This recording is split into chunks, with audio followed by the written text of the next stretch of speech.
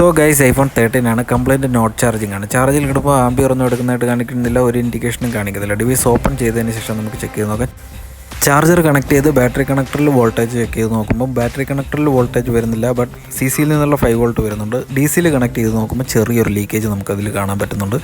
Layer separate ചെയ്ത് നോക്കുമ്പോൾ first ലെയറിലാണ് leakage. Thermal use ചെയ്ത് നോക്കുമ്പോൾ ചാർജിങ് ഐസി വാമാകുന്നതായിട്ട് കാണിക്കുന്നുണ്ട്. നമ്മൾ ഫസ്റ്റ് ചാർജിങ് ഐസി റീപ്ലേസ് ചെയ്തതിന് ശേഷം ലീക്കേജ് റിമൂവ് ആയിട്ടുണ്ടെന്നാണ് നോക്കാൻ പോകുന്നത്. ചാർജിങ് ഐസി റീപ്ലേസ് ചെയ്തിട്ടുണ്ട്. ഡി സിയിൽ കണക്ട് ചെയ്ത് നോക്കുമ്പോൾ ലീക്കേജ് റിമൂവ് ആയിട്ടുണ്ട്, ബട്ട് വോൾട്ടേജ് വന്നിട്ടില്ലായിരുന്നു. ട്രേസ് ചെയ്യുമ്പോൾ ഒരു റെസിസ്റ്ററിൻ്റെ കംപ്ലൈൻറ്റ് കാണിക്കുന്നുണ്ട്. റെസിസ്റ്റർ നമ്മൾ റീപ്ലേസ് ചെയ്ത് കഴിഞ്ഞിട്ട് വോൾട്ടേജ് ചെക്ക് ചെയ്ത് നോക്കുമ്പോൾ വോൾട്ടേജ് വന്നിട്ടുണ്ട്.